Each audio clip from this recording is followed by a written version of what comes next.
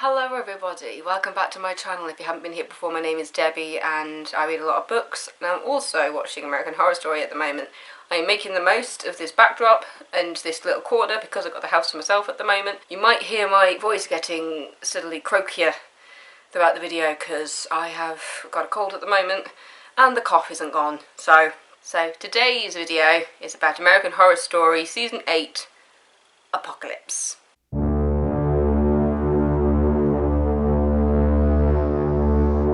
So yeah, cast members from previous seasons include Sarah Paulson, Evan Peters, Adina Porter, Billy Lord, Leslie Grossman, Emma Roberts, Cheyenne Jackson, Kathy Bates, Billy Eichner, Erika Irving, Frances Conroy, Taysa Farija, Gaboy Stibbe, Lily Rabe, Stevie Nicks, Dylan McDermott, Connie Britton, Jessica Lang, Naomi Grossman, Jamie Brewer and Angela Bassett, with new member Cody Fern, who, as my first introduction to Cody Fern, my god, is all I can say. Apocalypse received 5 Emmy nominations, including Outstanding Guest Actress in a Drama Series for Jessica Lang. I believe that is also the same Emmy that she received for the first time she played the character that she plays in Apocalypse. Because Apocalypse has a bit of a crossover with Season 3, the witchy one, the Coven one, and Season 1, Murder House. You've got a few people playing more than one character in this season. So, start off with, you've got Sarah Paulson as Wilhelmina Venable, Cordelia Good, and Billy Dean Howard. You've got Evan Peters as Mr. Gallant, James Patrick March, Tate Langdon, and Jeff Pfister. And then you've got Adina Porter as Dr. Stevens, Billy Lord as Mallory, Leslie Grossman as Coco St. Pierre Vanderbilt, Cody Fern as Michael Langdon. Gonna let you sit on that one if you haven't watched this yet. Emma Roberts as Madison Montgomery, Cheyenne Jackson as John Henry Moore, with Kathy Bates as Miriam Mead and Delphine Lowry. We've also got Joan Collins in this season, playing Eve Gallant and Bubbles McGee. You've got Frances Conroy as Myrtle Snow and Moira O'Hara. And then you got Taysa Farija as Zoe Benson and Violet Harmon. There's throwbacks to a lot in this season. It's officially not an anthology series. They are not individual stories. It all overlaps with each other. And this is the season that tells you just how much it does. The first episode starts with an episode called The End, where it says it's the near future. Nuclear missiles destroy the world, and you see the entire world go into panic, and you see kind of the beginning of the end, basically. You see Coco, a billionaire socialite, played by Leslie Grossman, she manages to escape all the destruction by going on her family's private plane with her assistant, played by Billy Lord. You see them at the hairdressers when everything goes to shit, basically, and she's on the phone with her father who says, get to this area, get on this plane, just get out of Los Angeles. So she does.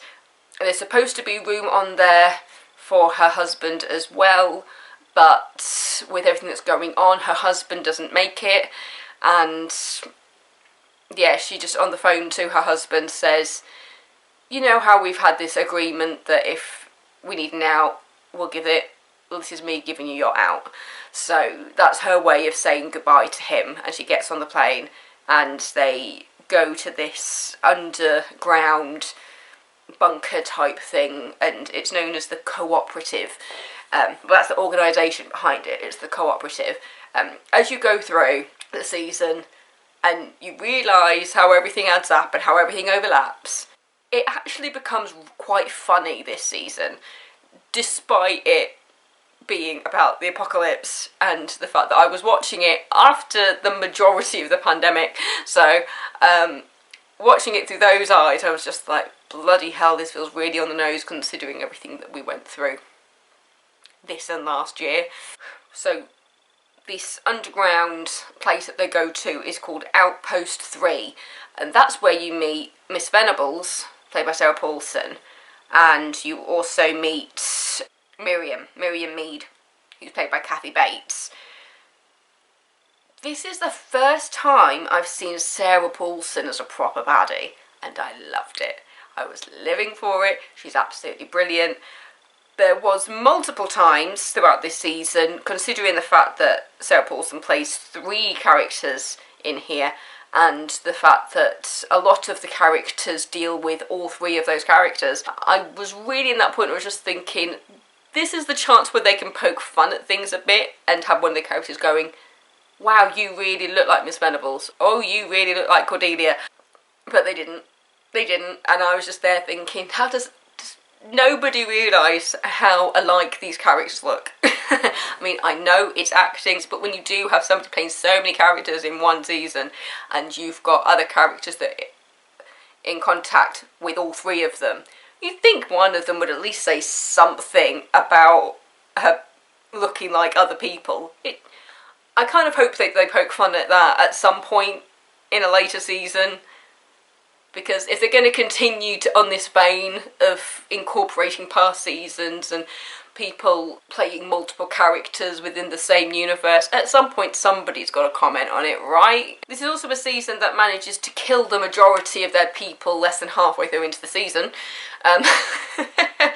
which is then when Cordelia from Witchy Witches comes through, and then you find out about a whole other storyline involving the characters that we've introduced to and have been killed off.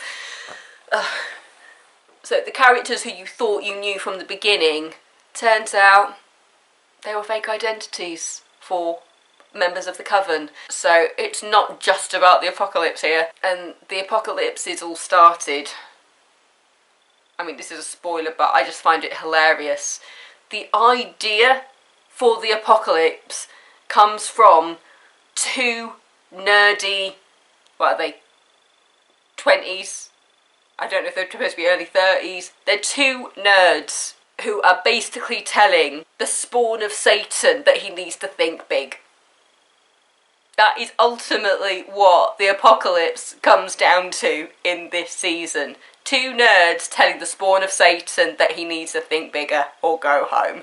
Having said that, I need to talk about Michael Langdon. So if you have watched it from the beginning, you will know why the name Langdon seems familiar. Langdon family were the family at the centre of the story in season 1 Murder House. The Langdons moved into the murder house at the beginning of season 1 and were a victim to everything that happened in the house and all the ghosts, and yeah.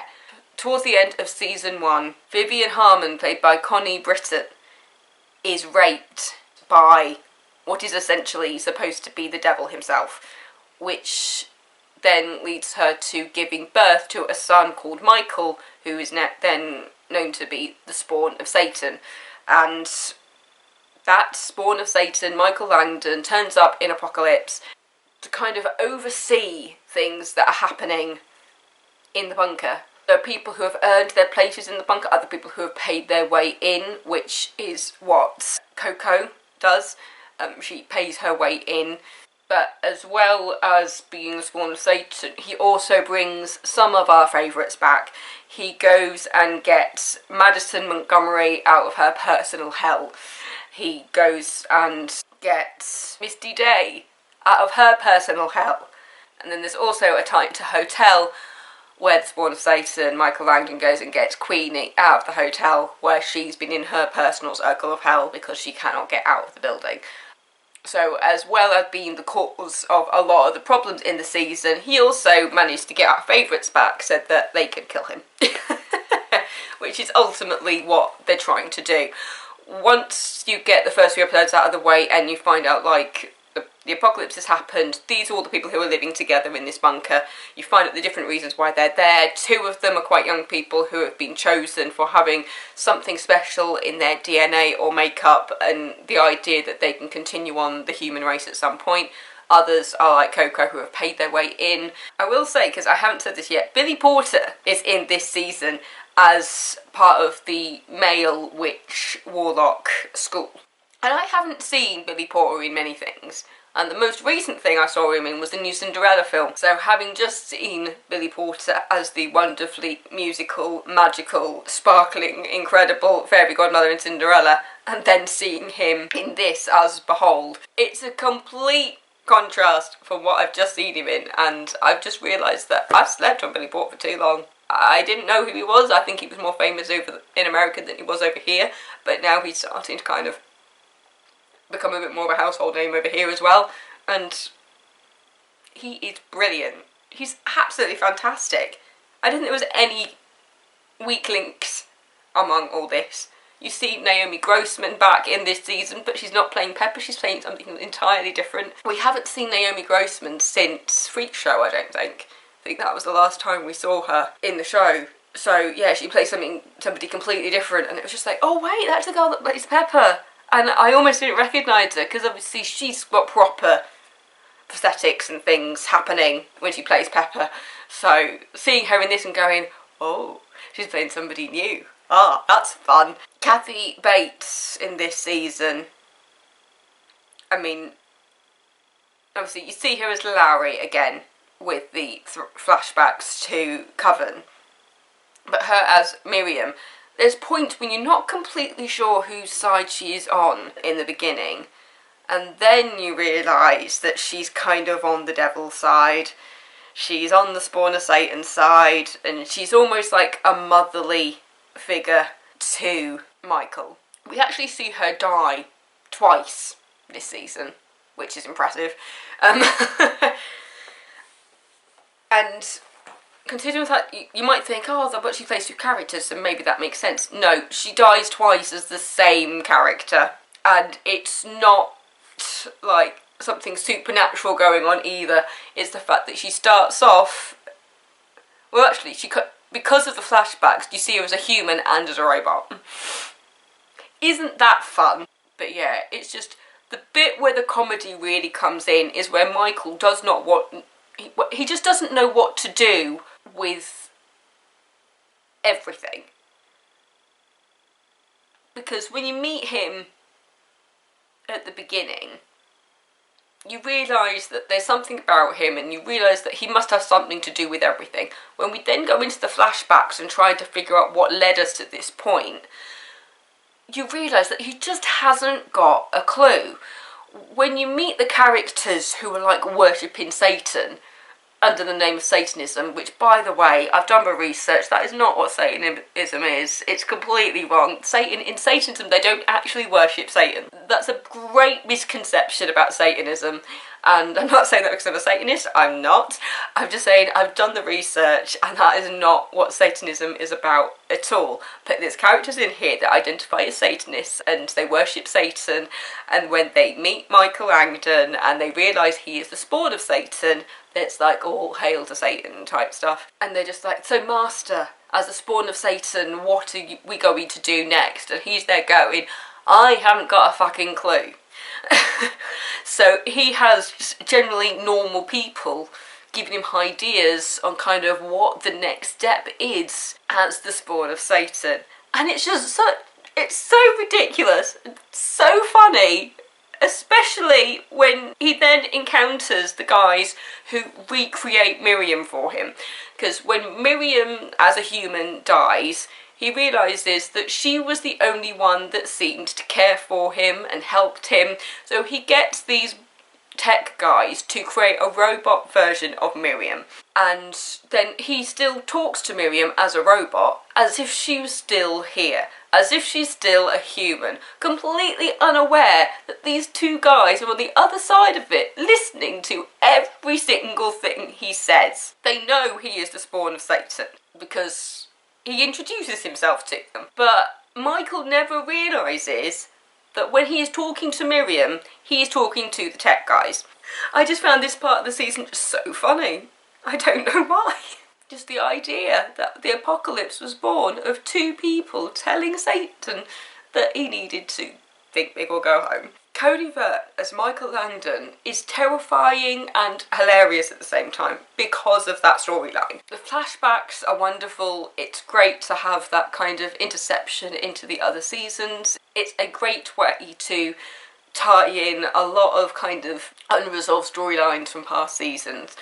But at the same time, because they go back in time more than once in the season, it means that the events that they try to make happen when they first go back end up being undone when they go back again toward the end of the season. And it makes it really, really sad, because there is one point in this season that actually made me cry. And it's when you go back to the first season with Frances Conroy as Moira. Because they go back and she says that she wants to be buried with her mother. And they dig her up from the back garden and they reunite her with her mother, where it has a wonderful moment of reuniting mother and daughter, and then they walk off into the moonlight. So when they then go back in time again at the end of the season, it undoes everything. So when I realised that, I got really upset for it. It was just like, no! Moira's not with her mother anymore. She's still buried in the back garden of the house. No! You see Jamie Brewer come back as her character from Murder House as well. And we haven't seen Jamie Brewer for a couple of seasons. It was really nice to see her back. I love her. I think she's so brilliant. Was she on... Because I saw her in something else before she was on American Horror Story. I'm just trying to remember what it was. I now realise why I know her from something else. American Horror Story Murder House was her television debut, but she was also in an episode of Switched at Birth, an American series about two girls who find out they were switched at birth. And then she was also in an episode of Station 19, which I've been watching as well, so now I understand why I know her from other stuff. I'm not going crazy. I knew I'd seen her somewhere. Yeah, it just ties up loose ends a bit, especially when you've got the throwback to Murder House, and it ties up the story between Zoe and Tate, which was really, really nice to see, because at the end of that, Zoe just hated Tate, and you see Tate at a point when he's just like, I can't undo anything. I'm still stuck in this house, and I still have to see you every day, but, you know, and all I could do is say sorry. But obviously at the end of season 1, you see the Harmon family together again, and yeah, it was just nice that they just tied up all those little loose ends that were just never tidied up to begin with. It was just a really, really nice way just to sort all that bit out. And having missed Jessica Lange for a couple of seasons, it was so nice to see her again as Constance and get her storyline through and kind of undo her storyline in this season.